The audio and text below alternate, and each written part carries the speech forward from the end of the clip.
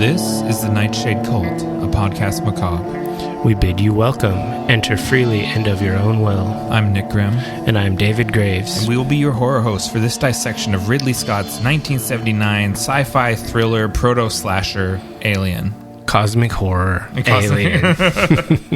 You know, I was not going to put thriller in the description, but I watched multiple documentaries and everyone involved in this movie says it's actually not a horror, it's a thriller. And they all said that over and over again, and I was like, well, I would feel disrespectful at this point if I didn't put that in there. Well, I mean, the man himself, he was quoted many times as saying, I just wanted to make the Texas Chainsaw Massacre on a spaceship. Yeah. Like over and over again. It's really crazy how, because I call it proto-slasher, because at this point there are two other slasher movies out, predating this, Halloween and Texas Chainsaw Massacre. And this really is like one of the building blocks of the slasher genre. Absolutely. And it's bonkers, we said similar stuff about George Miller and Mad Max. It's bonkers. This is his second film. Ridley Scott comes out hot out the gate. And his first one, The Duelist? The Duelist, which I have never seen. And they remade that recently, The Duel, which was a big flop. Because it's not truly a remake. They're both based on the same historical book. Is that true, that the Duelist is based on the same story as The Duel? Mm-hmm. I didn't know that. So I know the Duelist was very influential on Highlander. That's why it's sort of up on my radar. Yeah, and he was trying to get a second movie made, another movie made after The Duelist that was based on another similar tale. I can't remember, but he was trying, after seeing Star Wars, he was trying to make it way more fantasy and crazy, and the concept art that he drew for his main villain looked like even more samurai Darth Vader. And so he's very influenced by cinema. I can see that. And then that fell through. The studio didn't want it, and so then Alien fell in his lap. This is sort of a work for hire gig. It's not something that he was involved with the inception of. Nope. But he very much becomes the auteur of it once he gets involved. Yes. It's something I found I really appreciate when we're dissecting something that is not obscure, not cult. It's a bona fide classic that everyone agrees is a masterpiece. There's so much back matter to dig into. Like, every time this movie is re-released on the next format, a new set of documentaries comes out. So it's like there's a wealth of background information. And all of the concept art that they used for this movie is just freely available. You can find this stuff all over the place. Like, not just the of course famous H.R. Giger. When I was a kid, I read it literally like in English, so I just had to correct myself. All of the H.R. Giger work is very available. Always has been, really. I have an old book from when we were teenagers that has all that stuff. But you can even find Ridley Scott's like storyboard sketches all around, and it's awesome. I love seeing that. Yeah. And like so many of those sketches make it into later movies. Like there's one in I think it's Prometheus that came directly from the Alien storyboards. Yeah. And it's just really cool, like straight out of them, not even altered. It's some of these guys, they just will. This one, something doesn't fit, and you have to kill your darlings, and you cut those pieces out, but you always hold on to it to come back at a later date if you ever need it. This is just like running a tabletop role-playing game. If the players avoid or somehow don't encounter something that you spend a lot of time on, and it never sees the light of day, it will see the light of day down the road. You don't just crumple it up in rage and throw it away. I might reskin it. It may not be a temple of lizard men. It may be a temple of, I don't know, whatever, something else, but you will find it, and all of that work will not go to waste. It's going to come back around. Ridley Scott doesn't throw away his work. No, that's smart. I talked about that last episode. Ridley Scott is Ridley Scott's biggest fan, and it is something I just really appreciate about him. Like, there's no false modesty ever. I'm really good at drawing. He says, he says, that was an excellent film I made. Like he never downplays it. He's always celebrating himself. Most people agree though. So it's not, he is good at those things. Like now I want to hear him say something like, I'm an excellent sword fighter or I'm an excellent race car driver, like stuff he doesn't do. I want to hear him say that. I could do that. Yeah. So I like to talk about the financials in this section. This movie, they had a approximately $11 million budget. The reason I say approximate is because Ridley says it was like 8.5 or something, but other people involved, they said it was upward of 14. The consensus seems to be somewhere around 11. Yeah. Which, if you're going to adjust for inflation, 2024 monies, that would be $47 million. Still a cheap movie. Yeah, but not as cheap as what they had imagined. Yeah, they were like wanting, $4 million? Or something like that. Yeah, Dan O'Bannon and Ronald Shusett had both sort of envisioned this movie as a Roger Corman B movie originally. And then when Ridley came on board and he was sort of like the hot wunderkind at that point, and Star Wars blew up, suddenly Fox loosened up the purse strings and was willing to make it a much bigger movie to kind of get some of that Star Wars juice. Yeah. Because you got to remember, Fox also put out Star Wars. So they're like, this is just right after Star Wars, and they're like, sci-fi is it. Sci-fi is where it's at. Let's get another sci-fi movie out as fast as we can. And this one was a hit. It made $279 million globally. And in modern money, that'd be $1.2 billion. In today's market, if a movie crests $1 billion, usually they spent $300 or $400 million to get there, and not the 47. Yeah. So this was a smash success. It's made its budget times 25, and so it won an Academy Award for Best Visual Effects, and that's pretty great. And it also got a nomination for Best Art Direction. Yeah, so that's deserved, I think, because it's got awesome, amazing art direction. Yeah, the art in this movie is insane. Like all of the sets and everything. I'm getting ahead of myself. That's where they went over budget. Yeah. Is building full-scale sets. Yeah, they let H.R. Giger design landscapes, and then they tried to build the landscapes. So they actually did build them. Yeah, and the spaceship of the engineers, which they weren't calling the engineers at the time. The space jockey, he's called at this point. I was totally blown away at H.R. Giger, how present he is in all the behind-the-scenes stuff. Hand airbrushing the stuff himself. Yeah, he's in there building props. He wasn't just a concept artist. Yeah. And there were human skulls in there, real ones. Yeah. Pretty cool. Like a lot of the stuff inside the what's the ship called? The Juggernaut, the alien ship.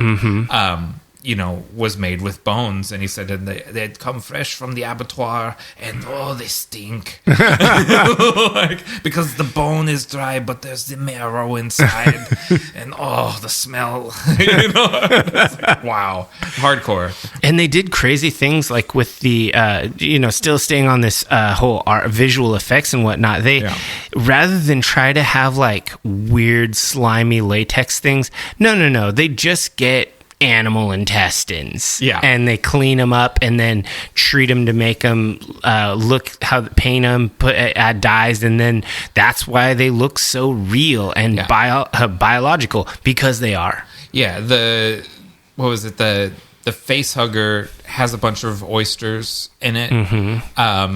That they got from the fishmonger. They're filming in the UK, and it's just, this stuff's very available. And the first time it leaps out, they actually do like a thing where it sprays out pig intestines. Yeah, the sort of the penis thing that comes out of it that goes down the throat is pig intestine. I knew, and when the egg opens up, that's cow stomach. I knew that. I knew that as soon as I saw it. I was like, oh, that's the inside of a cow's stomach, just turned inside out. You've had a lot of experience with cow guts. I grew up on a farm. Oh, okay. Or a farm adjacent. Yeah. And so, yeah, I was like, that's definitely a cow's stomach. And then he confirmed that in one of the documentaries I watched. And they don't use any of that sort of thing in any of the later movies. I wonder why. Because it all smells. You know what I mean? It doesn't keep. It all rots fast and gets to, stinking under the hot lights. Using actual milk, people are going to get sick. But it looks so good. It does. Bilbo Baggins, burbling milk out of his mouth, sells it, and then that becomes sort of like the Ridley Scott, the way when Ash dies. That's very much like when the replicants die in Blade Runner. It's very much that same sort of thing. And I was watching a bunch of YouTube stuff that's spliced together pieces of all these documentaries and stuff, and it's very clear from Ridley Scott's commentary and all of the art direction that he kept between the Alien world and the Blade Runner world are the same world. We were talking about it last time about how we just assumed that it was. No, it actually really is in Ridley Scott's mind. Yeah, they don't own the same companies don't own the properties, together. But if all of the art is continuous. All of the there's coherence. There's obviously there's a visual aesthetic that carries over between the two films, certainly. And interestingly, not to cut you off, but a lot of the visual effects that come, especially in the city or the non inside the spaceship scenes, those were taken from the concept artist who was doing the Jodorowsky's Dune, who was a comic artist, Mobius, who basically drew concept art, and Ridley Scott has been just in love with Mobius's art forever. Yeah, he's just like a super fan. Yeah. It's a little bit of a spoiler. I'm going to talk more about Jodorowsky's Dune later in the podcast. But we're kind of getting into the visuals. We're getting a little further. The most influential film never made is probably accurate. I mean, in sci-fi, it's absolutely everywhere. Yeah.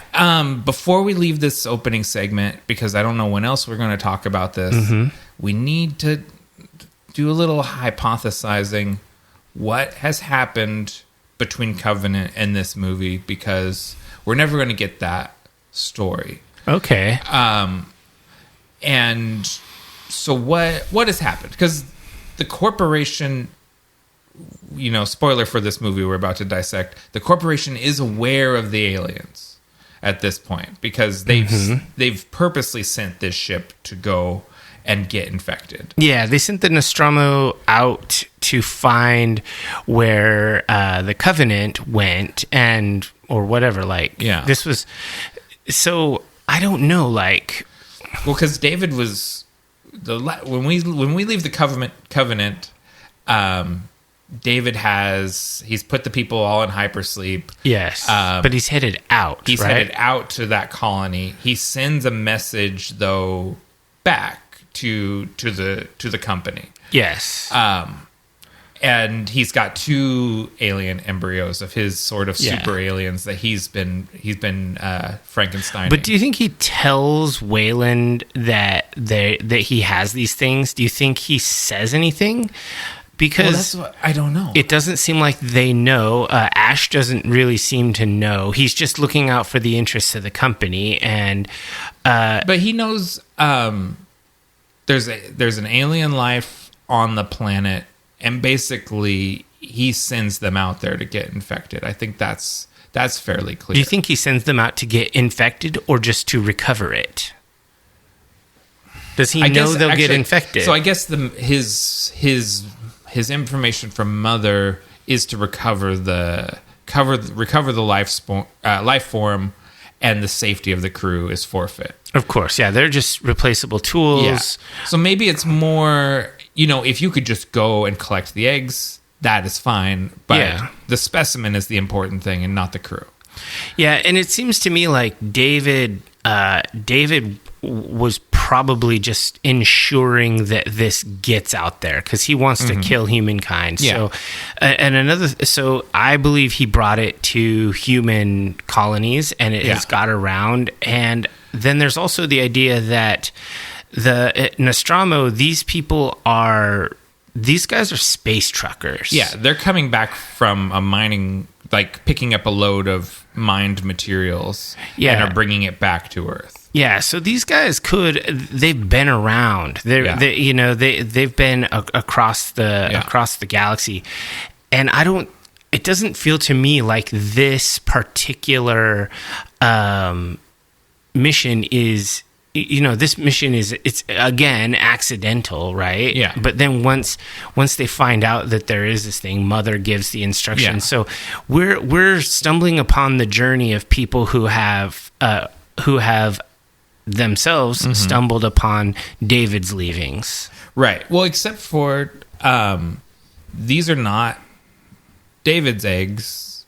These are OG engineer eggs. Okay. Because they're on an engineer juggernaut, and they're on a moon in the same system where Prometheus takes So are they even related? Like, did David have any impact on this?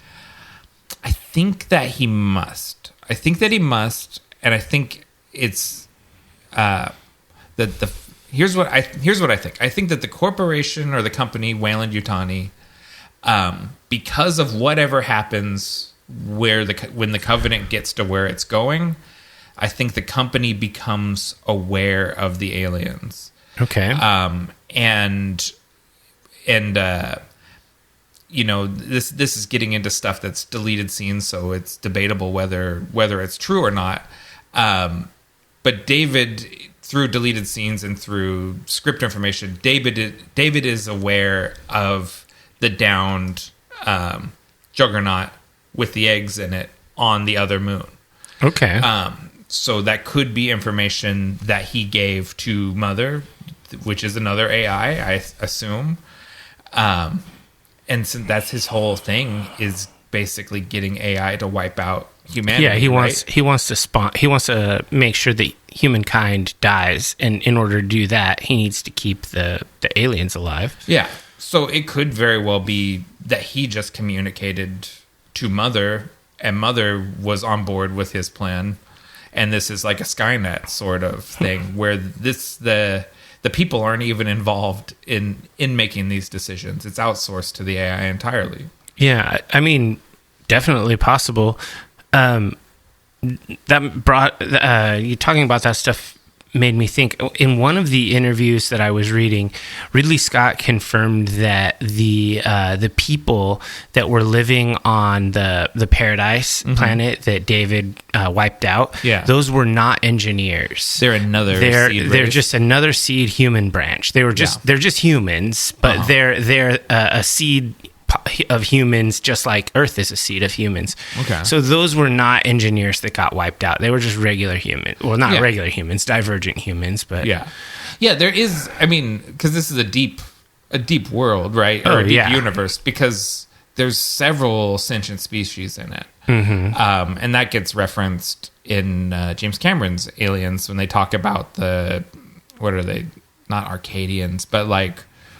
They talk about another alien race that they trade with, and then they've been the colonial Marines talk about going on bug hunts. So there's also non-sentient life on planets that they go to and have to exterminate. Yeah. So maybe we'd drag Starship Troopers into it. Yeah, Starship Troopers is spiritually connected to it too. Yeah, gotta have Tyranids involved. Right. All right, we've been going on for a while. I think we can take a short break, and then we will come back with our dissection of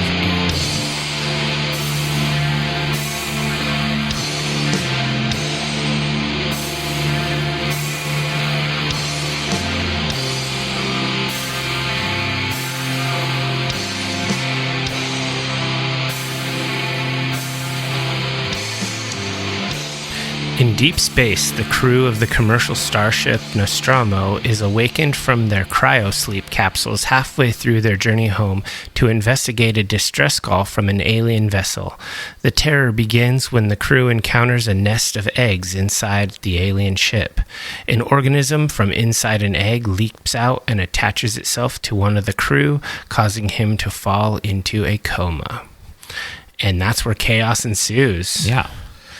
Classic monster in the house, but the house is a spaceship. Yep. This is like one. If you as a cultist, if you are wondering like why we always say things like monster in the house, this is a classic movie script style. This is you can literally get a monster in the house template. Now, the template didn't exist when Scott wrote this. Yeah. Or Dan O'Bannon. Oh, yeah. When this was made. Yeah. This Monster in the House was developed from these movies. Yeah. But this is now a classic trope. Yeah. And it works. And it's, so this has an interesting pedigree as far as writers. So Dan O'Bannon is the credited screenwriter with his partner, Ronald Shusett, as having a story credit on it. Not credited were David Giller and Walter Hill, who were producers that sort of tried to hijack the project away from O'Bannon. Yeah, they just look like suits. Yeah, but they did contribute several important ideas, as well as the changing all the characters' names to the iconic names that we know. But they introduced the android Ash, and they introduced just the whole space trucker concept. Of making this grounded science fiction, not like a new silver spacesuit kind of science fiction, but making it feel like a really gritty, lived-in world. Yeah, there's all these knickknacks and bric-a-brac all around the ship, and everyone smokes. It's very blue-collar. Yeah, and it's all like analog stuff. These are like old bomber pilot interiors of old jets, or not jets, planes. Yeah. Oh, literally, a lot of the stuff is literally that. Yeah. Like they went to junkyards and just grabbed all the gear they could. And yeah, I like the idea that this is not the Covenant, or what was the first the Prometheus. The Prometheus. Yeah, that's the luxury ship. Yeah, that's the dopest ship. Yeah, you wanted to be on the Prometheus. Yes. No, these are literally truckers where they go out. Like this is when you see those gravel trucks driving down the freeway that have like two trailers attached filled with ore. Yeah. That's what this is. I mean, I've talked about it on the podcast a long time ago about The Expanse, but there's a lot of space truckers involved in that setting, and that setting owes a lot to this, of course. Yeah, and so Dan O'Bannon had sort of this script sort of half written. He didn't really know how to land the ship, but he had the basic idea of crashed alien ship on a planet. A ship passing by gets the distress signal, goes down there, and brings the alien back onto their ship, basically. And then he got hooked up with Ron Shusett, who he was working on a script for Total Recall, or it wasn't called that yet. It was just he bought the rights to We'll Remember It For You Wholesale, the Philip K. Dick story. Yes. And he needed some help cracking Total Recall, or what would become Total Recall. And he's like, I'll help you with your Star Beast or whatever it was called at that point. And he says, and you help me with We'll Remember It For You Wholesale. And to great success, because both of these movies are classics, because Total Recall ends up being great as well. For sure. So this movie has a lot. We've already talked about it in our intro segment about how the directing is really intentional, and I really do enjoy how this was his first science fiction movie. He wasn't even a science fiction fan. Yeah. And he still was able to make this just iconic science fiction movie. I think he said he's like, well, I've made the best space science fiction movie and the best urban science fiction movie, so for me to get involved in another science fiction project, it would have to be an incredible story, because I've had the final word on both. He's not wrong. Yeah, it's really like, this is the thing. Like, this is the thing, the template. He's kind of the sci-fi guy. Yeah. I mean, and that's crazy because he wasn't really a sci-fi guy. He's a history guy. Yeah. Which that is his other, if you look at his filmography. Yeah, like Gladiator and all this stuff. Historical fiction, Napoleon, The Duel. You know, that's his. That's he's better at sci-fi than history stuff. I mean, Gladiator was really good. Yeah. I mean, stay tuned for Gladiator 2. Oh, yeah. I haven't even seen the previews for that. Oh, trailer looks dope. Okay. Gladiator 2 looks good. Is there a rhino in it? Yes. Okay. I knew you'd like that. I read it somewhere. Ridley Scott finally gets his rhino scene that he wanted for the first Gladiator. 1. Yeah, it's pretty gnarly. The rhino is tough. Yeah. So storytelling, this movie is paced like a modern movie. You know what I mean? Like a lot of times we watch these older films, and it is they're very plotting. You know, they're not in a hurry to get anywhere. It seems like it would be hard to show it to a millennial, let alone a Zoomer. Nah, millennials are grown-ass people. Yeah, that's true. They are. Millennials are rapidly approaching 40, the older ones. Yeah. But still, like, a lot of times older movies are going to be a hard sell. But this feels current. It's like watching the original Dracula for us who are nerds for the property and obviously movie fans. Right. It's still kind of hard to watch. Yeah. But this, you're right, this doesn't have a truly modern feel. I feel like he actually fully tweaks his movie making when he gets to Blade Runner 4 years later. Yeah. But it does have it feels slow at first, but that's intentional because it's like it's a gathering storm. Yeah. And it's a snowball effect. He does the whole avalanche thing in every movie he makes. Yeah, that's true. The pebbles start falling earlier in this movie than in others. Yeah, it just I just think there's masterful tension building in this movie. Yeah, he builds tension in a lot of ways. He does it with the pacing, with the slow burn suspense, but he also does it with the setting. Everything feels claustrophobic and tight, and that ups your stress levels because that's what tension is. It's your stress levels. And they do that, and this sort of is getting into the set design and stuff, which is visuals. But it's important to understand how he was doing it for a story. Yeah.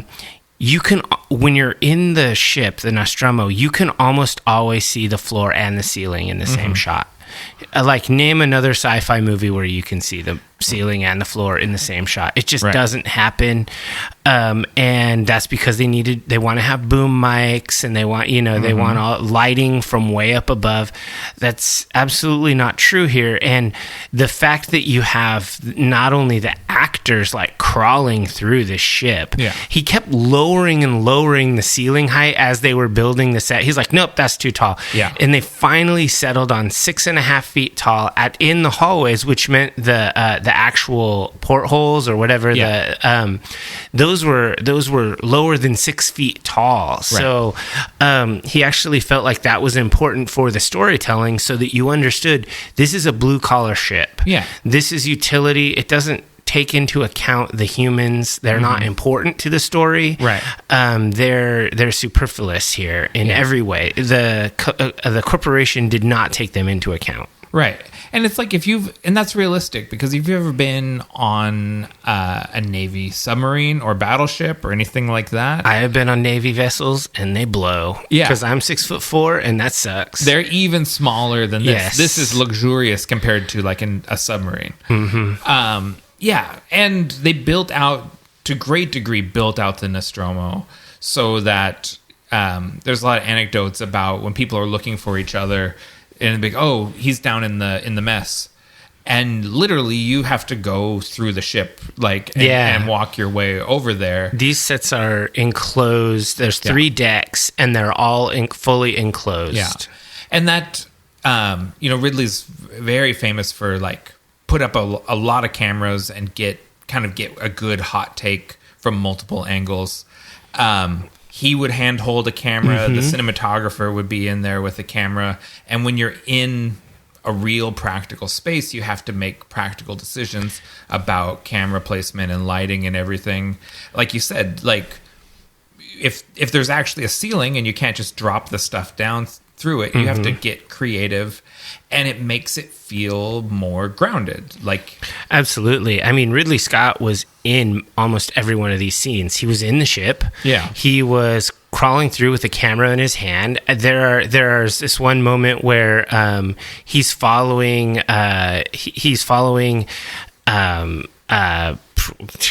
what's her name?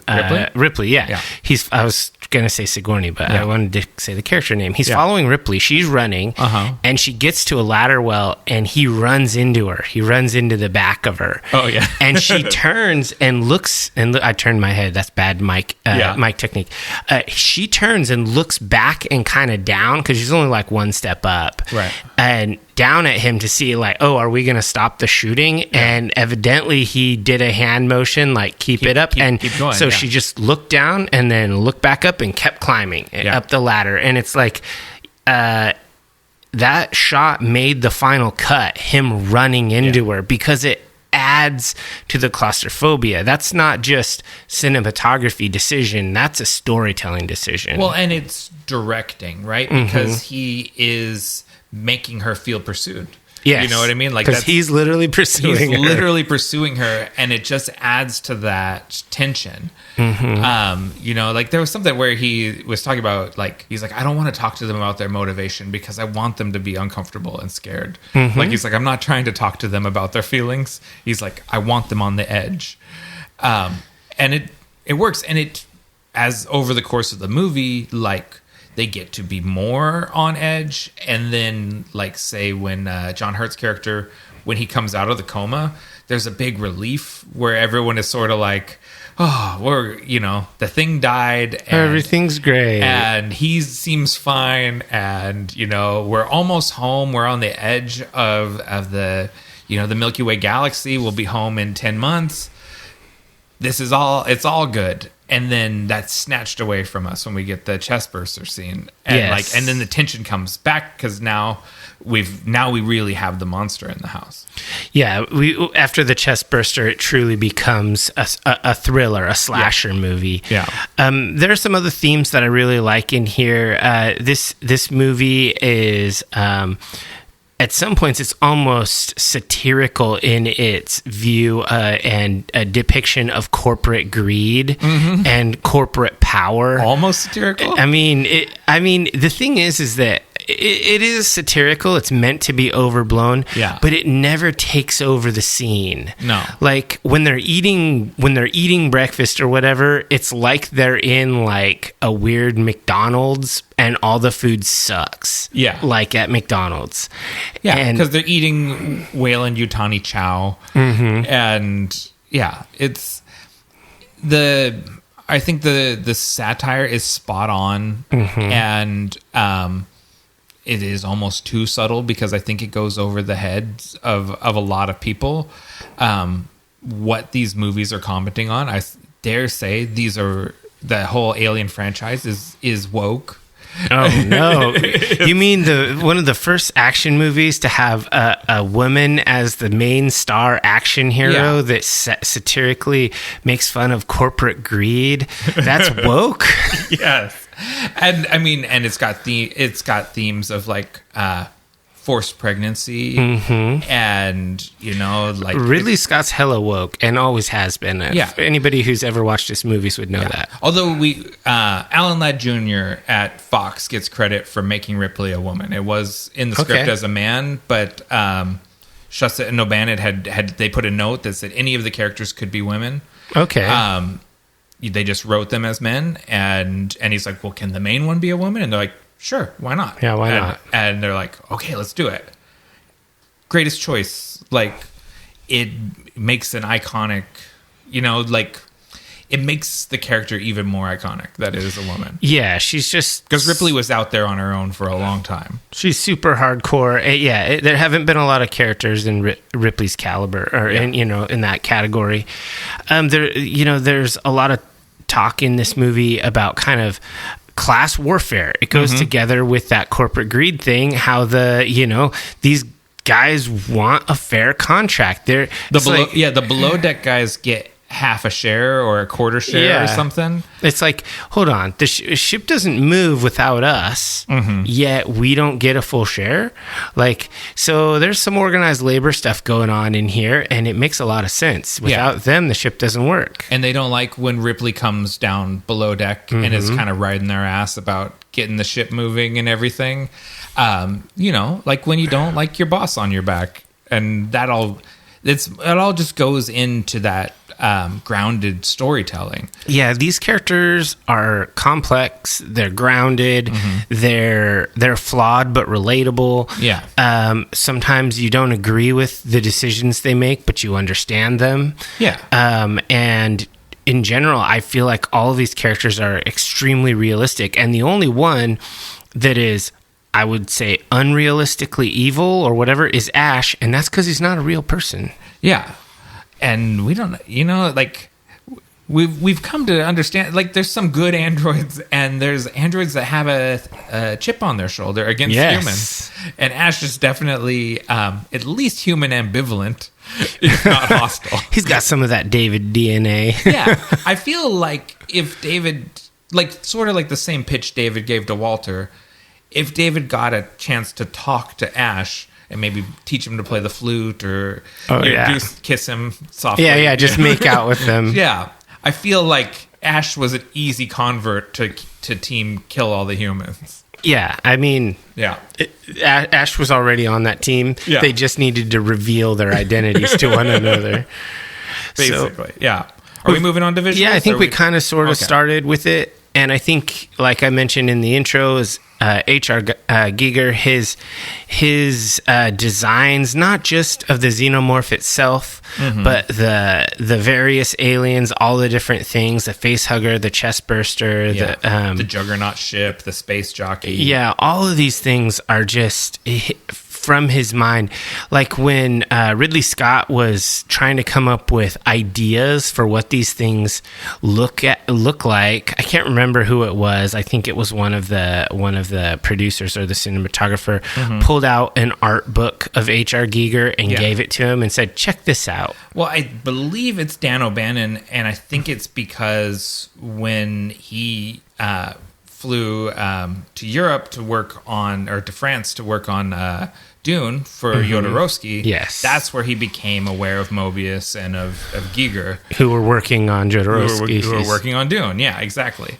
And so he brought that back. Yeah, he brought some of the team with them, and this movie benefited because that movie died. Yeah, well, the Dune team was very bitter about Alien getting so much of their talent, like, sort of like, that could have been our success if we had got our movie out. Yeah, because those, like, just the look and the feel of all of this stuff. I also love the lighting in this movie. How when you're on the ship, because most of this movie takes place on the Nostromo. There are scenes out, they're on the Juggernaut. But when you're on the Nostromo, almost all the lighting is in the set. It's coming from lights on the ship. They're hidden behind grates. There's all these things. And it just makes everything makes it look so gritty and dark, as opposed to in most movies, everything is so well lit and lit from above, and it just feels really sanitized. This movie has the opposite feeling. Yeah, and that's Derek Van Lint is the cinematographer, and he does not have a ton of credits, but the movie he followed this up with was Dragon Slayer. Which is similarly dark as hell. Yeah. So he's got an aesthetic, and it is grim. Dragon Slayer, best fantasy dragon, maybe? Yeah, Vermithrax is a pretty dope dragon. Yeah. I like him quite a bit. Vermithrax is the father of future dragons. Yeah, he is definitely the father of all of the Game of Thrones dragons. Yes. So cinematography is Derek Van Lint. Let's rattle through some of these people. Production design by Michael Seymour. Costume design by John Molo. Art direction by Roger Christian. this is such a designed movie. Yes. Everything is designed and lived in. And I'm repeating myself like a broken record, but it all feels so real. Like the way, even just the way the clothes are weathered, you know what I mean? They feel very realistic. Like these are real, grounded people you could run into. Yeah, like I was looking at watching a video and looking at things like all the emblems and logos that are on different things. Like there's one of the characters has I think it's Harry Dean Stanton's character, Brett. He has a patch, because he's kind of an older fella, and even in this movie, from the United States Tricentennial, which would have been 2076. But this movie takes place in the 2100s. So even at that point, it was a collector's item. So he was flying in, he was in space that long before, 40 years before, 50 years before. And so even that was considered. The logo for the company is really considered. It's those Egyptian wings, the corporate industrial logo, all of the different things. The branding on this movie is so influential. There's so many brands in the modern day that use very similar things. So like you mentioned that the Tricentennial and John Hurt's, his spacesuit has a stylized Union Jack on it because it's an international mission. So everyone kind of has a national emblem, but they're not like our modern versions of these flags and stuff. They're multiple generations in the future and stylized, and that's just like a depth of consideration that makes that. And even though you can't see any of that stuff, it just whizzes by you, but you see the consideration that goes into it. You see how much effort went into it. If you go to Etsy, you can find all these stickers and patches of everything for almost all of this, because it's a classic movie. Yeah, I have I've looked at Xenopedia. The whole Alien fandom I was only a little bit aware of. I didn't realize how deep it is. It's very deep, and I'm fascinated that out of so few movies these people have made so much fandom. There's a good number of movies. I mean, there is, especially if you blow it up and include the Predator stuff and all the comics and books. There's a lot there. Yeah, but it's not like Alien is a little fringier than Star Wars. Definitely fringier than Star Wars, but I don't know. I like it better than Star Wars. Yeah, than a lot of stuff, for sure. Anyone else we want to talk about? Some more of the artists. Concept art by Ron Cobb. He designed a lot of the spaceships. Chris Foss, and you mentioned Mobius and Giger already. Yeah, those guys are kind of like the brains of the creative engines here. And I think basically all of them worked on Dune. Yeah, and then followed O'Bannon back to this project. Some of the people that made the actual practical effects, the alien head was made by Carlo Rambaldi, and the small aliens, the chest burster and the face hugger, were made by Roger Dickin. And the special effects supervisors were Brian Johnson and Nick Alder.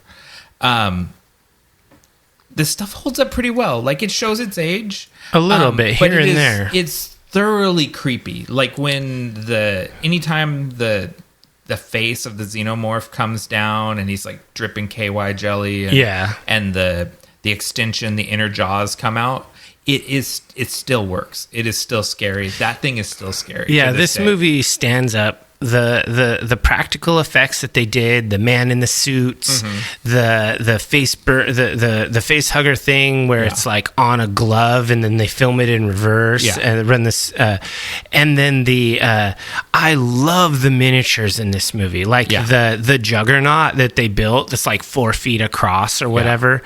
I absolutely love, as a miniature builder painter myself, they're so good. Like, these guys are amazing. It's so awesome. Yeah, and then to have Giger paint it himself. Yeah, absolutely. And it's he he hand airbrushed the suit, the xenomorph suit. He hand airbrushed all the stuff, like, and this film, even though, like, you know, I saw a later interview where he said he was dissatisfied with the film as a representation of his art, but it generated so much more notability and future work from him.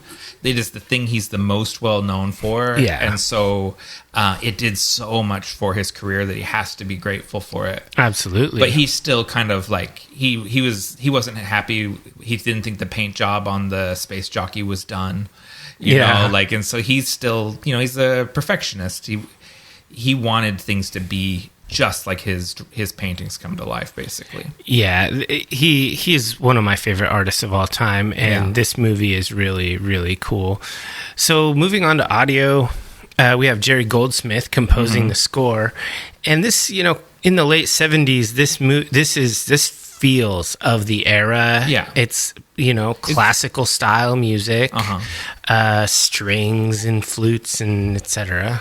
I love this score. I've been listening to it, you know, I won't say nonstop because I've been peppering in the new Barrowlands album, Tidings. Thank you. And then, you know, go back and get 2 more spins on Alien, and then back to Barrowlands. Jeez, that's quite a mix. Yeah, and I like this score quite a bit. So Jerry Goldsmith won the Academy Award for his score for The Omen. Okay. And that was a good movie. And something that he did after Alien and did quite a bit of is Star Trek. He did a lot of music for Star Trek, the various movies and series. Okay. And this score kind of lands right in between The Omen and Star Trek. Like, that's sort of like the perfect tone for this movie, and it makes him sort of the perfect composer for it in a weird way. Yeah, it's really good. I don't think it stood out to me as like a standout thing of the movie. It was a very good score. Yeah. But it wasn't groundbreaking, whereas the visuals and the sets and the design were absolutely groundbreaking. Yeah. And there are large silent portions of the movie. I love that. Or just with ambient noise. Industrial soundscape. Just this crazy hum of machinery. We've got clanging metal. Yeah.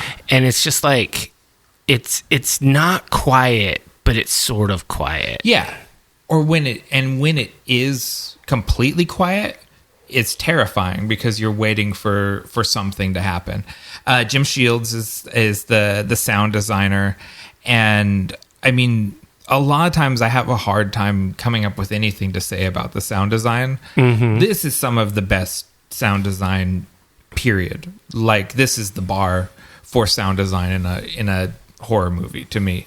The sound design is so much a part of how the tension is made and what makes things creepy. It's just superb. Jim Shields, that should be, or did we say, no, we said art direction was what it was nominated for the award.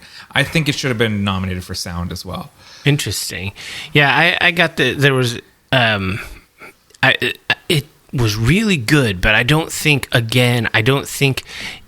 the sound design suffers from comparison with the visual elements of this movie. The visual elements of this movie are masterful. Yeah. The sound, the soundtrack, or the score and the sound design are simply excellent. And so that's, it's hard. Yeah, that's okay. I say more than excellent, but I get your point. They're not quite on the level of what was done, the innovation visually. With this like that Dune team really just destroyed the genre. They blew it up. It's interesting if we backtrack a little bit to when we're talking about the visual element of it. You can see the influence of Star Wars, right? Like, it's clear that Star Wars influenced this, but it's like Star Wars minus any of the fantasy elements. This is like kind of like Dune is like Star Wars for adults. Yeah. This is also Star Wars for adults. Yeah. And like the way the stuff operates is considered in a way that it never really seems to be for Star Wars. Which is funny because there were the writer, he criticized that some of the things that they did were not hard sci-fi enough. Like they had, like when the shuttle and stuff are making sounds in space with the thrusters, those would have been silent. Right. But they added thruster sounds anyway. I imagine the way, just how I perceive that is that those are the sounds you hear inside. Yeah, I mean, maybe that's the sound you hear through the engine or whatever, but he criticized that the spacecrafts were not spacecraft enough. Yeah. Okay. I thought they did pretty good. But it's way more than Star Trek or Star Wars where things just float. Yeah. Totally. Yeah. So, I guess that brings us to performances, right? Yeah. I mean, we have a fairly limited cast here. It's not a ton of people. You can almost just name them all. Yeah.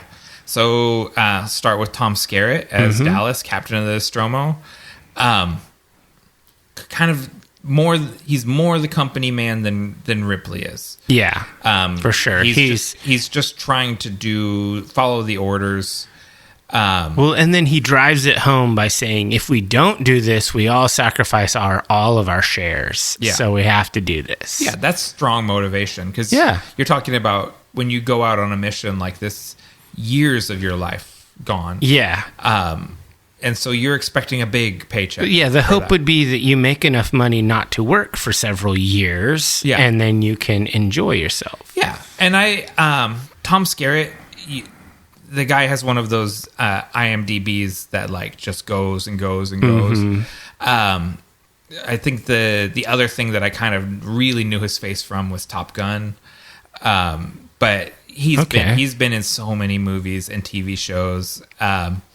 And I like Dallas. I like him as a character. I think you totally get him. Yeah, he's a believable captain with an excellent performance. The character's role isn't huge in the movie, but he did a good job. Did you see the deleted scene where Ripley finds him and he's been cocooned with the... No, I didn't see that. Yeah.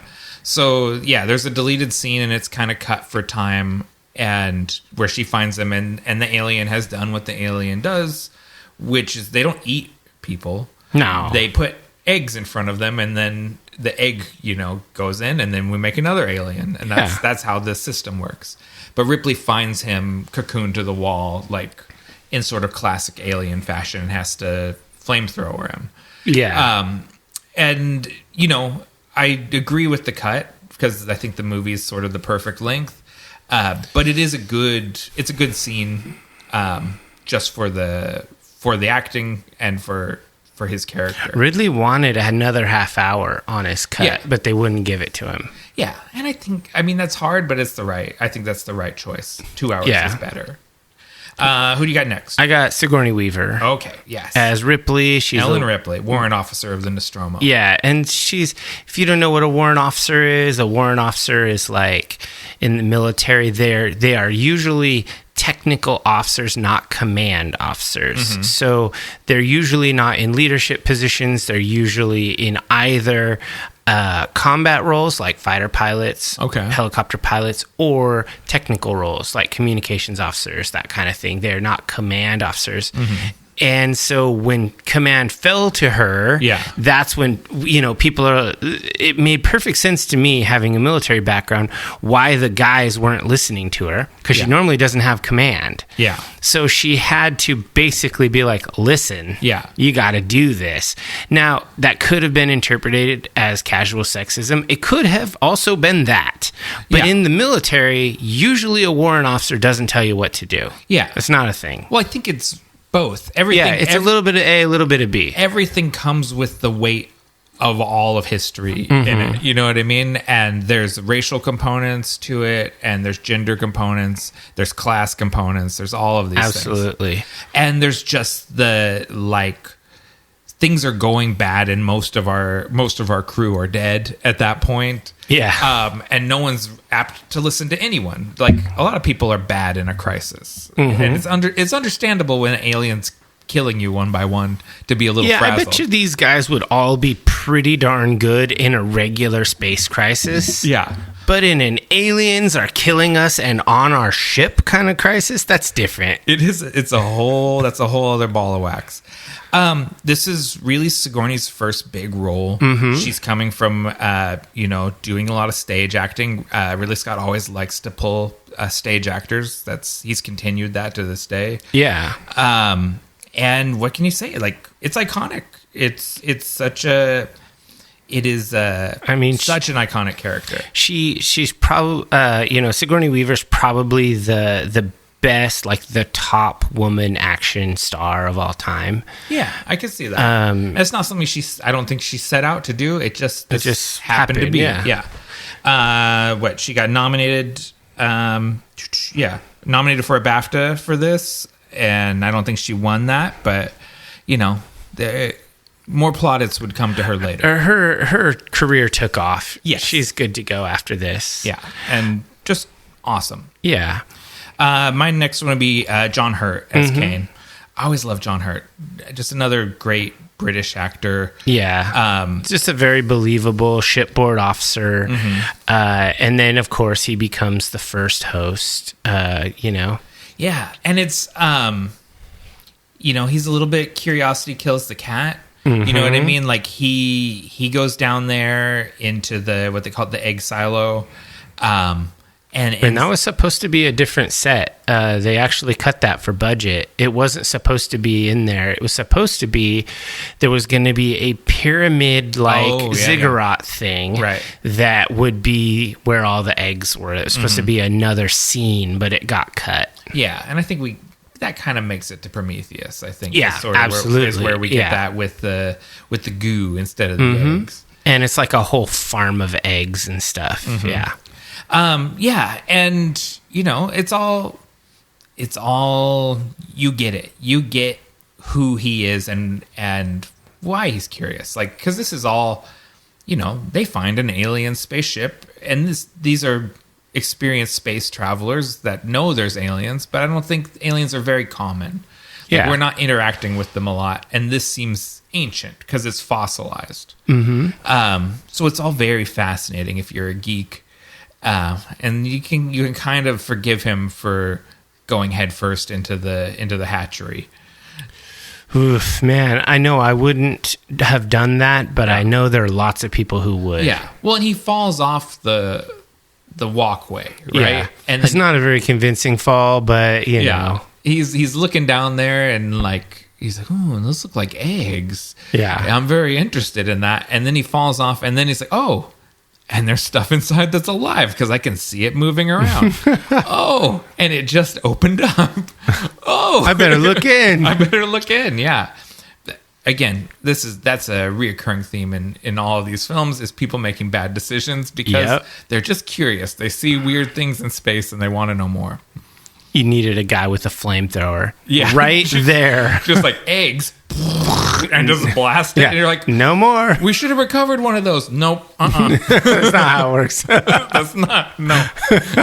All unrecoverable. Put that in the report, Ash. Find your most skeptical crewmate. Yeah. Give him a flamethrower. Yeah.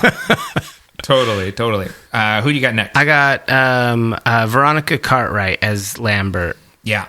She was really good in this movie. She was, I don't know her from anywhere else. She was a child actress in The Birds. Okay. She was also in Invasion of the Body Snatchers, the 78 version with Donald Sutherland. She's the, I forget, what's her position? She's the navigator on the Nostromo. And she's the terrified woman. Yeah, she's the screaming lady. She's the opposite of Ripley, who's like the cool, level-headed woman. She's the woman that falls all apart in the crisis. Yeah, she's a murder machine.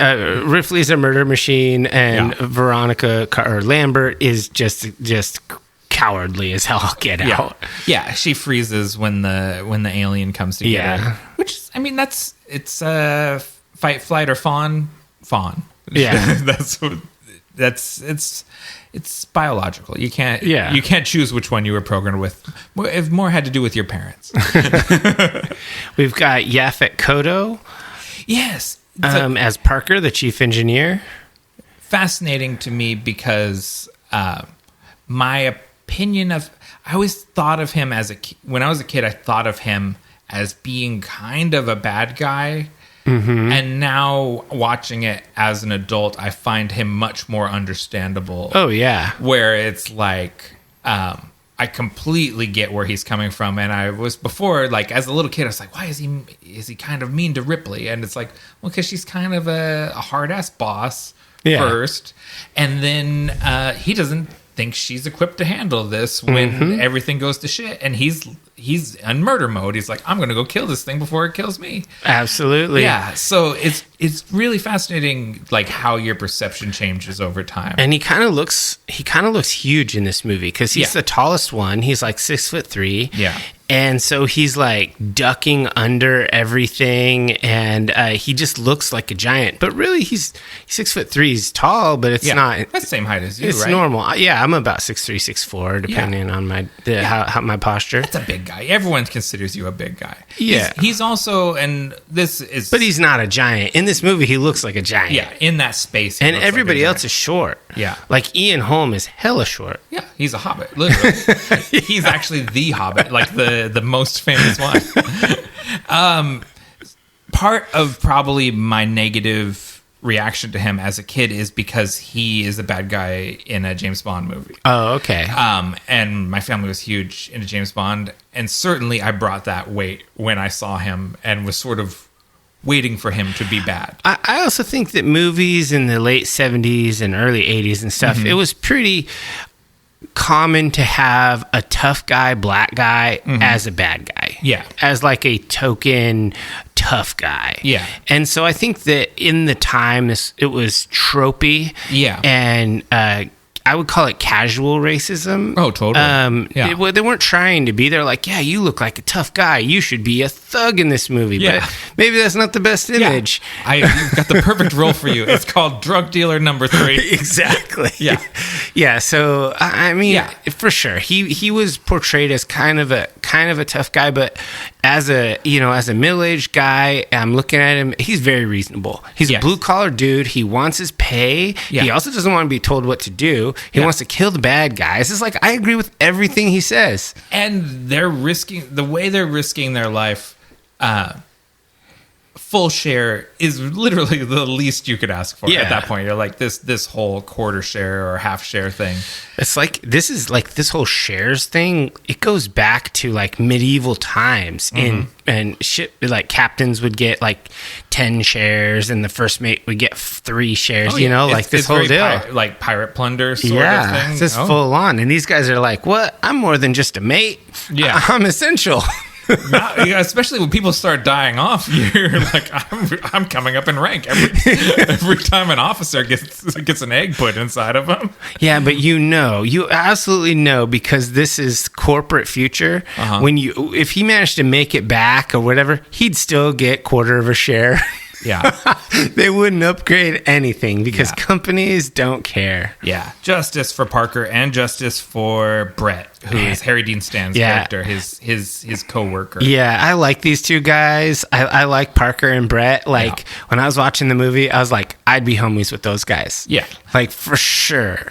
I love Harry Dean Stan. Again, like, these are all, like, either newbies or veteran character actors. Like, this is actors. A legendary character actor. Yes, Harry Dean Stanton, again, IMDb as long as both your arms. Yeah. And he's just he's good. And he's the older guy, but he is sort of the junior to Parker's character. And you just get it. You get their relationship, and you get the officer's relationship with them. Well, and the reason why you gotta like Brett is because he's a cat guy. Yeah. And I'm a cat guy. Yeah. He's got his Jonesy cat. Jones. Does Ridley Scott just really like cats? Because he has cats in more than one of his movies. Does he? I don't know. Yeah, probably. H.R. Giger likes cats. I saw that in the documentary, him petting the cat and the cat rolling over and doing that thing, and I was like, he can't be that scary of a guy if that cat showed his tummy to him. Like, he's probably a sweetie pie too. Yeah, so Harry Dean Stanton, there was just a funny anecdote when he met Ridley Scott. He told him, he's like, I don't like sci-fi or monster movies. And Ridley Scott said, neither do I. And it's like, all right, this is going to be interesting. Neither do I. That's great. And so that's how brought him on board. Not that he says no to anything. Harry Dean Stanton's in He's a working man. Yeah. Totally. So we got Ian Holm as Ash, the ship's science officer, who is also a replicant or an android. Yeah, android. I think it's replicant's the Tyrell Corporation. Yeah, that's a different brand name. He is not champagne. He's just a sparkling android. Well, the Tyrell Corporation makes synthetic humans that are almost indistinguishable. Yeah, right? That try to pass. This is way lower budget. Yeah, the Wayland ones are filled with like marbles and tubes and milk. And milk, yeah, lots of milk. They run on milk. It's a really strange system. He even sweats milk. That's like one of those first, and you see him drinking milk too. Yeah. So I started. It's a great reveal that he's an android. Yeah. Of course, we're going into this with the weight of history, and we know that he's an android. So I was watching it for tells. And they're subtle, but they're there. Like that he's very apart from the rest of the crew. Yeah, he's definitely a loner. Yeah. They don't like Parker kind of, there's a point where they come into the mess hall and he's sitting in Parker's chair. Yeah. And Parker's like, you're in my seat, and like stands over him in that way. Yeah, just a real dick move. But if you think of him more as like an appliance, or like if you're kicking a dog out of your favorite chair, but I think it's more like he's the nerd than it is. They don't know he's an appliance. Yeah, that's true. Because he's unlike we've seen with David and Walter. He's in cryo with them. He is there. Yeah, under the guise of being a human. So it's a reveal when he gets his head knocked off with a shovel or whatever. That he's an android, and that part is straight out of the storyboard. They recreated that perfectly. The head getting knocked off. Yeah, at the premiere, one of the early screenings, an usher fainted at that scene, like when they knocked the head off. It works. Like, yeah, it's great. It really works. It's if you look at it really closely, it's obvious. Like it's a little person in sort of like. With a puppet upper body on top of them, because the arms just do the robot arms.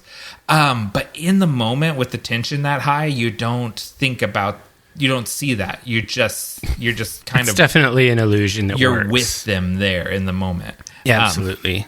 So Ian Holm, Balaji Badeo. Yeah, that's what I had too. Yeah, he's in the xenomorph costume. Yeah, there's a couple other guys, a couple stuntmen, Eddie Powell and Roy Scamell. Roy Batty. Yeah, Roy Batty. Tears in the Rain. That do some of the scenes, but he's the main guy. And let's see, how tall is he? 6 foot 10 inches, basically 7 feet tall in the suit. Yeah, he's a big one. One of the producers or somebody just saw him at the pub. And was like, that's a tall, skinny guy. He'd be great as the alien. And went and approached him like, do you want to be in a movie? Yeah, like that. And he's like a graphic designer. He was a design student at the time, and was just game for everything. Fuck yeah, yeah. And so just went in there, and I'm sure that was a miserable, hot, so much sweat. Yeah, awful thing to be in. But he gives an iconic performance. And absolutely, he's scary as hell. It's just like it's inhuman, but just human enough to read intention. If that makes any sense, because it has real body language. It's not a puppet. Yeah, it's a suit. Suits are better. It stalks. It's clearly intelligent. A few weeks ago, I was at the Academy of Motion Pictures Museum in LA. Mm-hmm. They've got the head. It's in pretty poor shape. But I got to look at the head up close, and it's very creepy. It's a very creepy head, even with 40 plus years of, or not 40 plus. Well, no, 40 plus. It's about 40. It's 40 about 45 years. 40 plus. Yeah, yeah, 45 years. 1979 was a good year. Yeah, it's the year I was born. Happy birthday. Yeah, and that's it. That's all I got. Yeah, me too. That's the whole cast. That is everyone. And, I don't want to turn around and beat up on Covenant, but I know just from looking at this list of names, I know who everyone is. Yeah, and same with Aliens, the sequel, and that was James Cameron. And I couldn't do that with Covenant. That was why that was a kind of a criticism of mine. The characters just weren't there the way they are in this movie. And Cultists, if you are curious, if you want to hear us talk about Aliens, go to our YouTube channel or wherever you download podcasts and just scroll prior to our name change due to reasons we discussed in episode 0. You can find our Aliens episode. So we have another one. It's in our James Cameron series. I'll relink that when we post this episode. I'll put that. So you can get kind of a bonus 4th episode out of this trilogy. If you're just like, what happens next? I want to know more about Lieutenant Ripley. We've covered that. It's super good. In the just past. Spoilers. Another bona fide classic and a very good episode of the podcast, I think. I like that one too. So wrapping up, what's your personal highlight? So normally I like to try to choose like a scene that just kind of was, and that's really hard in this movie because every scene's iconic. There are just so many little vignettes and little moments that are just absolutely beautiful in their own way, horror or whatever. So I'm just choosing like a design element that really just killed it for me. The xenomorph itself, the concept art, the actual practical effect, the creature, the suit, and of course the performance. I feel like the xenomorph is everything in this series. Like every other iteration of an alien or whatever, it all wants to be this. And it, not to steal your thunder, but it has never been improved on. No, this is the best one. That's what I'm saying. This is the bar. Like, if you want a scary-ass space monster, the xenomorph. It's the top. So that's my personal highlight. I totally get that. Every time they try to do anything to this... put a hat on a hat. It does. The Queen in Aliens is pretty badass. I really like that one. The Queen is awesome. I'll give you that. I still like this one better. And I like the running one in Alien 3, the one down on 4 legs because it was inside of a dog. Like a tiger or something. Yeah, I like that one too. But nothing ever improves on this one. They all just sort of, it is a hat on a hat. Okay. For me, my personal highlight, and this is the scene that has stuck with me since I was a little kid, or it's more of a sequence than a scene. It's the whole self-destruct sequence of them they're going to blow up to get out stereo instructions to figure it out. They're going to blow up the cargo ship and take off in the shuttle because the crew there was only seats for 4 in the shuttle and they've been whittled down to 3 in a cat, and so 4 is enough. And so they make the call. They're going to blow up the ship, and 2 go one way and Ripley goes the other way. And she's initiating the self-destruct while they're getting coolant tanks. And the tension is just building. Not everyone's going to make it. This is going to happen. And the alien comes and gets the other 2 while they're doing that. And it's just there's this back and forth, and the self-destruct is initiated, and there's a countdown going, and it just gets more and more tense. And then Ripley is going to get on the shuttle, and the alien's blocking the way. And I'm not going to go through every single thing that happens.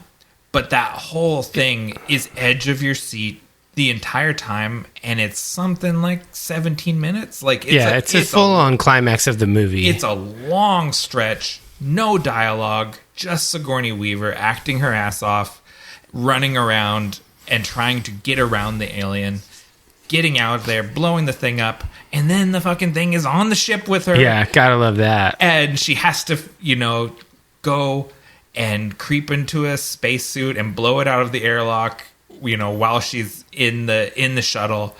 And the whole thing is so tense. And I can remember just clear as day, laying in my bed watching that on my little 13-inch TV as a little kid, just being just not thinking she's going to make it because no one else has made it. And I don't understand. Yeah. I don't understand the final girl trope. Yeah, right? I yeah. haven't seen a million of these movies, and it really seems like this thing is unstoppable. It's gonna win. Yeah. Yeah, and it's so scary. And watching it now, even like as a 40-something adult, it still works. It's still that scary. And so, yeah, that whole 17-minute climax of the film has stuck with me my whole life, and I think it's just superb. Yeah, I agree. It's awesome. That is kind of the iconic scene of the movie. Yeah. Okay. What worked for you? There's just a lot. Yeah. So I mean, I really like. I'm going to say that I like this. It is a pioneering horror science fiction hybrid. I really think that is awesome. I like how it successfully blends the tension and fear of a horror movie with the absolute strangeness of science fiction. I think that's really great. I obviously called it out in my personal highlights. I think that the visuals were absolutely groundbreaking. Everything from the xenomorph to the Nostromo itself, Giger's design and Mobius's concept artwork, all of the stuff, the visual elements of this movie are just absolutely badass. And then I would also say that finally that I think that Sigourney Weaver's portrayal of Ripley it's a landmark performance. It kind of changed the game in action movies. It challenged the idea of an action hero, and I think that it was a really, really well done acting job, and it was brave for them to make this decision. Yeah, and it was really good. So, what about you? What worked for you? I cover a lot of the same things, so I'm going to brush over those, the visual aesthetics and the performances. I think the pacing and the tension in the movie are masterful. And I didn't mention him earlier, but the editor is Terry Rollins. And I very seldom mention editors because editors are usually invisible. Or villains. Yeah. But I think this is a masterfully edited movie because, you know, like you said, Ridley Scott, you know, shot a much longer movie, and Terry Rollins really makes the movie hum with his editing. Yeah. And then, like I said earlier, I think the sound design is just next level as well. So visual aesthetics, sound design, performances, and pacing and tension. Nice. What didn't work for you? Much harder question. I really just felt that if I were to pull something for what didn't work for me, it would really be nitpicking, and it would be I'm disagreeing with an artistic choice. Yeah, and I didn't like when the slime ran up the egg. It was weird. Yeah, it's like art is art, and so I don't think there were any things that I found to be absolutely glaring. I would have liked there to be. I would have rather seen the 2.5 hour version of it. Oh, really? This is the first. You asked for a movie to be I know. longer. I wanted more. Usually, like, this could have been 90 minutes. I wanted the ziggurat scene. I wanted more Giger design work. Yeah. I wanted to see a Dallas cocooned to the wall with the egg in front of him. Give me more. Like, I kind of felt like we got, like, they made choices in what they kept with regard to, like, just dialogue, people chatting it up in the beginning of the movie. But we didn't get Dallas like on the wall with an egg in him. You know, like those are all just artistic decisions.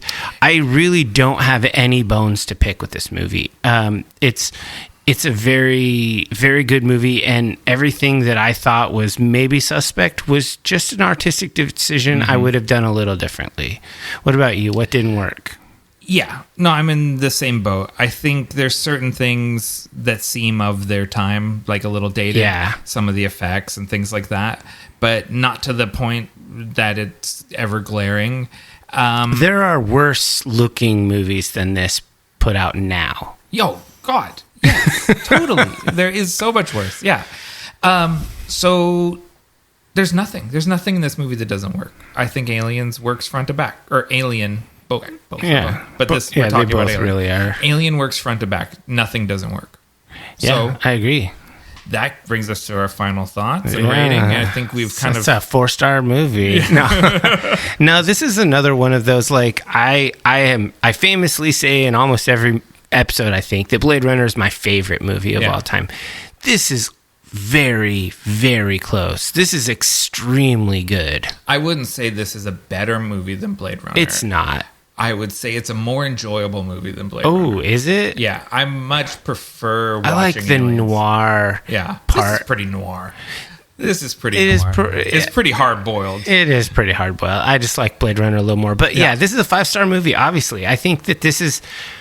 It's not absolute perfection, but there's in no world would this be not a 5-star. Like, if you were doing fractions, you could be like 4.9, like whatever. But no, it's like, I know Ridley Scott loves to put smoke in every damn scene as like a way to filter light and make things look. Smoke makes everything look cool. He did That's a fact. Yeah, he had a lot of smoke. I wouldn't have had as much smoke, but that doesn't that's not a flaw. That was a decision.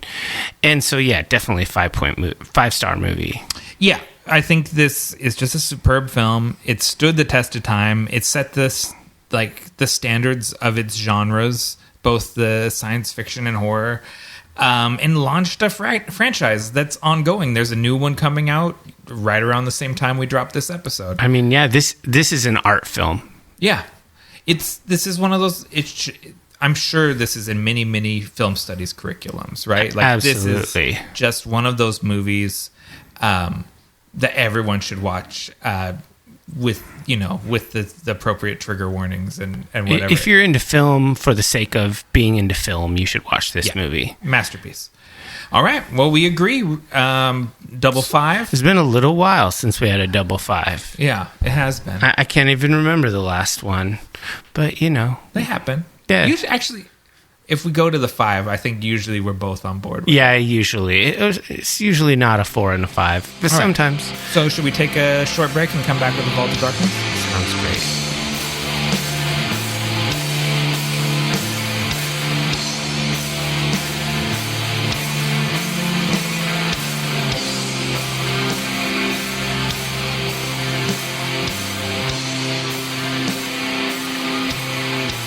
Before we delve into the Vault of Darkness, we ask that all initiates of the cult follow us on your favorite social media platforms at Nightshade Cult. If you've enjoyed this content, help us grow the cult by sharing it with like-minded people and leave us a review wherever you listen.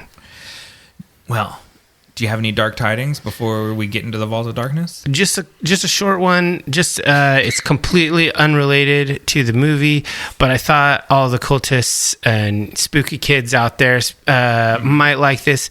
For the 30th anniversary of 9 Inch Nails, The Downward Spiral, they're doing a collab with Doc Martens. Oh, I saw that. And they're releasing 3 boots. One's a black and white one. I mean, you really should go and look at the designs. It's hard to describe them completely. If you're listening to this, that means the collab is live. You can order them. Just look up 9 Inch Nails Dr. Martens and you will find them. It's going to be pretty cool. I'm debating if I want to buy one. I've got like 5 pairs of Doc Martens. That's the thing. I don't know if I need another pair, but they're really cool. Are they really cool? I think that the one, there's one with like the kind of, he calls them the crystal teeth. Okay. Those look pretty cool. Okay. I don't really like the black and white one, but then there's one that's kind of it's got like the cornstarch decayed post-apocalyptic look. That's pretty cool too. Yeah. Not really my style, but cool. I generally don't like the Dr. Martens that have like images printed on them. Okay. I saw the black and white one in the thumbnail, and that was the vibe I got off it. So I never went to the link. Yeah, there's 3 options. Okay. Give them a shot. Okay, I think it's at least worth considering. So what about you? You got any dark tidings? I've got no tidings this week. All right. Other than there's Alien Romulus probably out in theaters. You should probably go see it. Yeah, I mean, I might. Okay. So what are you pulling out of the vault? I just wanted to bring out some great science fiction. Okay. And this, I'm just pulling out 2 classics of kind of different eras. And I've read both of these books, and I think they're both fucking fantastic. I've read them multiple times. So first one is Neuromancer, 1984 science fiction novel by William Gibson. This is the birth of the cyberpunk genre, really. And there's more books afterward. You can read this just on its own. It's kind of like Dune in that way. You can read it just solo, or you can read on.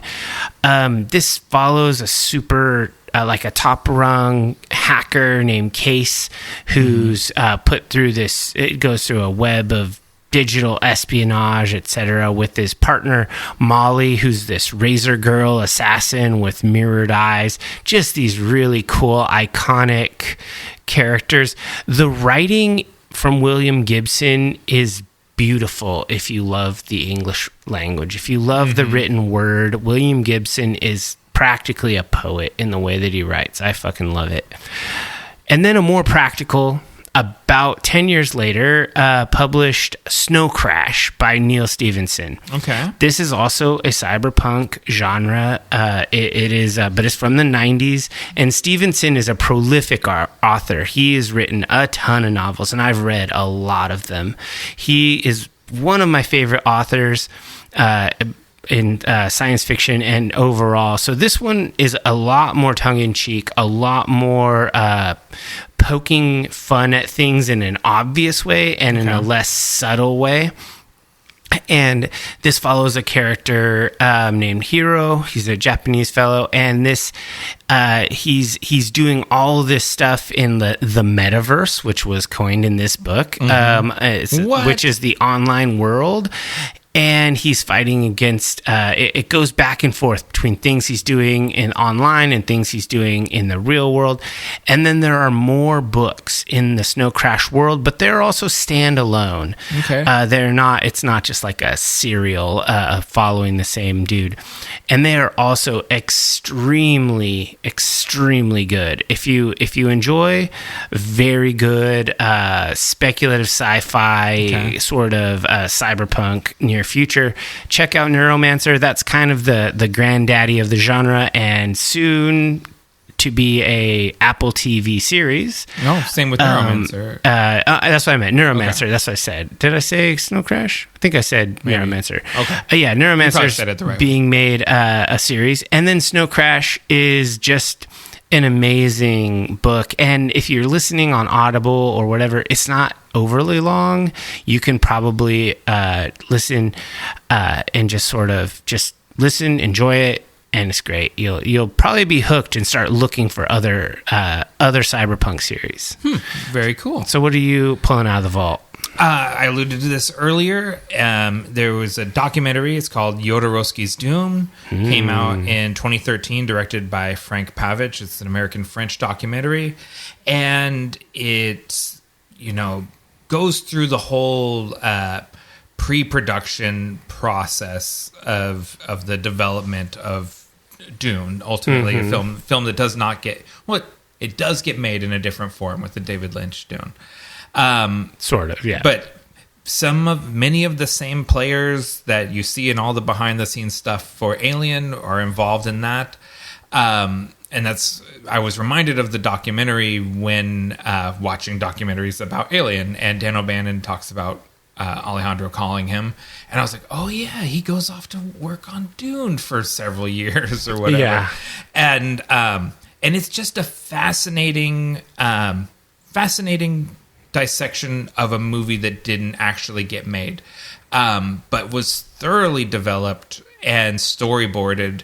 And the storyboards go on to be very influential in, famously, a little film called Star Wars that comes out in 1977, borrows heavily from Dune, and specifically from this Dune that had already been thoroughly storyboarded. Because Jodorowsky puts together this big, like, coffee table book of storyboards of the entire movie, and they send it out to every studio and production company. Yeah. So they were all over Hollywood, and no one wanted to make that movie, but everyone liked some stuff from it. And so some of it ends up in Aliens, and some of it ends up in Blade Runner, and some of it ends up, or a lot of it ends up in Star Wars, and it goes on to be thoroughly pillaged and sort of piecemealed out into the world of science fiction, even though they never shot a single frame of footage for it. So it's just a fascinating, if you're a film history sort of geek or into Dune or into auteur filmmakers, it's a fascinating documentary. I've never seen that one. I'll have to check it out. It's pretty dang cool. We'd like to thank you for joining the Nightshade Cult. Until we meet again, we're wishing you unpleasant dreams.